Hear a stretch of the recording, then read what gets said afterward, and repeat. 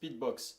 Il y en a un adapté aux différentes marques de moteurs et aux différentes générations de moteurs, et vous trouverez tout ça sur le site internet speedboxtuning.com.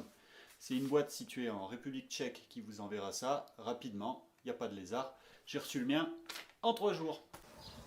Le VTT qu'on va débrider ensemble aujourd'hui est un VTT électrique de la marque e-bike, modèle 5.0 Full 7, équipé d'un moteur Bosch Performance Line CX. Première chose à faire avant toute chose, ça va être de débrancher la batterie. Donc il faut trouver votre clé, déposer le bloc batterie et le mettre comme toujours à l'abri du soleil. Je vous conseille de surélever un petit peu le vélo pour que l'arrière ne touche plus par terre. Donc là je le fais avec un espèce de billot en bois qui permet quand même la rotation des pédales. Si évidemment vous avez un stand de pro qui permet de surélever le vélo par une tige de selle, c'est encore mieux. Bon, il est temps de sortir la caisse à outils, allez chercher vos clés Allen et on va attaquer par démonter la pédale.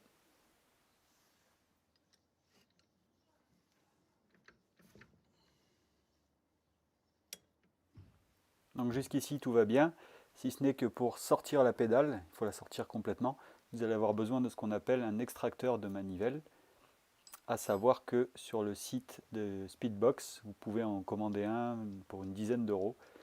Sans cet outil précieux, vous ne pourrez pas enlever la pédale. Donc n'oubliez pas l'extracteur de manivelle qui se place de la façon suivante. On insère en fait le pas de vis à la place de la pédale.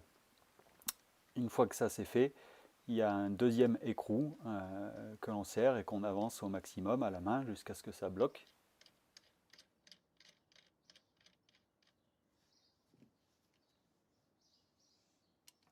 Et ensuite, il vous faudra une bonne clé pour pouvoir serrer donc cet écrou, bon, bloquer la pédale d'une main, de l'autre côté serrer l'extracteur de manivelle, tout simplement pour que la pédale sorte de son logement. Voilà, on y va tout doucement.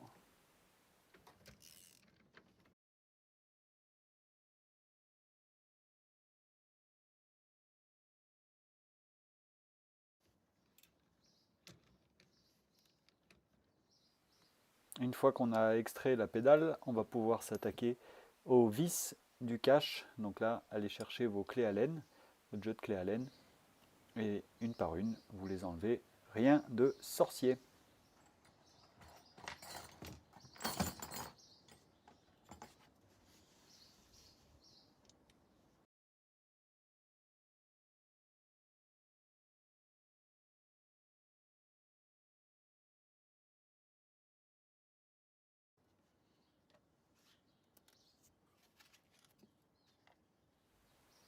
Donc à ce stade-là, le cache va venir tout seul, on tire quand même délicatement. On voit que c'est sale, on en profitera pour lui faire une petite beauté. Et puis on accède ici à l'endroit critique, les cosses que vous pouvez enlever, puisque c'est entre ces cosses-là ou à ces cosses-là qu'on va venir relier le boîtier Speedbox. Donc on tire tout doucement, ça doit absolument pas forcer.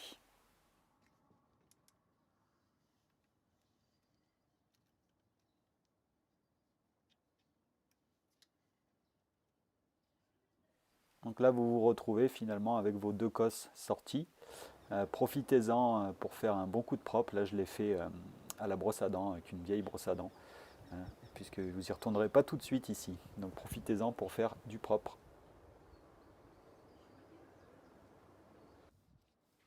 Voici donc le fameux boîtier et on va attaquer maintenant la partie critique de l'opération. Alors c'est pas évident, vous n'y arriverez pas forcément du premier coup, donc patience. Moi la petite astuce que j'ai trouvée ici, c'est de venir enrouler la moitié de la longueur du câble, la plier en deux et de rentrer en premier cette longueur de câble avec le boîtier Speedbox 2 et les cosses qui suivent, pour éviter, si je l'avais rentré, c'est ce que j'ai fait au début, si j'avais d'abord rentré le boîtier, j'avais beaucoup trop de longueur de fil. Donc voilà, je m'y suis repris à 2 fois, donc c'est pas non plus si compliqué que ça. Et là, vous allez pouvoir connecter donc les cosses du boîtier directement au moteur. Donc il y a un sens sur les cosses, je l'ai vérifié. Rassurez-vous, vous ne pouvez pas les mettre à l'envers. Mais toujours pareil, on y va tout doucement avec les bonnes pinces en prenant le temps. Voilà, ensuite il va falloir raccorder les autres COS au boîtier, hein, puisque le boîtier en fait se connecte sur un circuit existant. Donc toujours pareil, on y va tout doucement. Et l'idée ici, c'est d'arriver à faire rentrer tout ça sans tordre les fils, sans tirer trop sur les fils. Et sur ce modèle-là, ça se passe pas trop mal. Il y a des modèles sur lesquels vous serez obligé de tomber le moteur, c'est-à-dire d'enlever le moteur pour pouvoir trouver une zone vide entre le cadre et le moteur et y placer le boîtier Speedbox. Là, c'est pas le cas, ça s'est plutôt très bien passé. Voilà, c'est en place.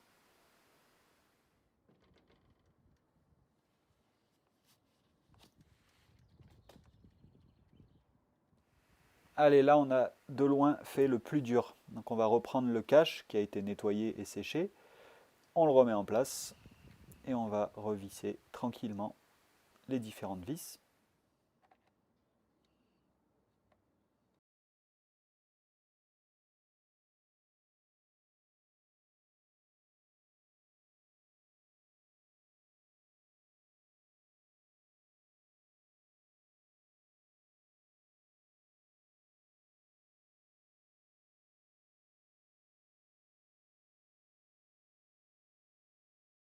Donc ici, pendant le nettoyage, sur l'axe, j'ai enlevé la graisse. Hein, c'est un endroit qui est graissé d'origine.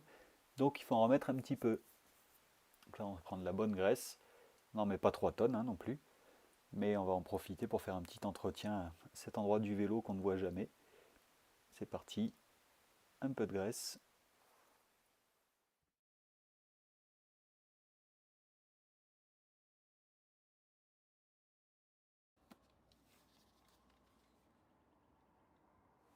Et ici, je vais pouvoir remettre la fameuse manivelle.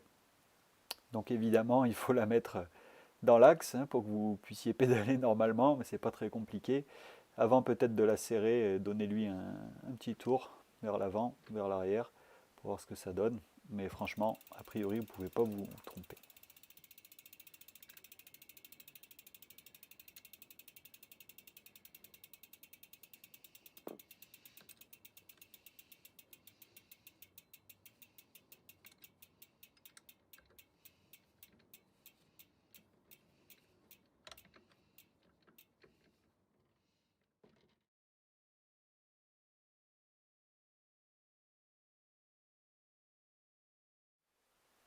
Il s'agit ici quand même de faire un bon serrage, il faut que ça tienne, c'est l'endroit où vous allez appuyer. Mais on ne serre pas non plus comme un bourrin, il s'agit de pouvoir les desserrer le cas échéant.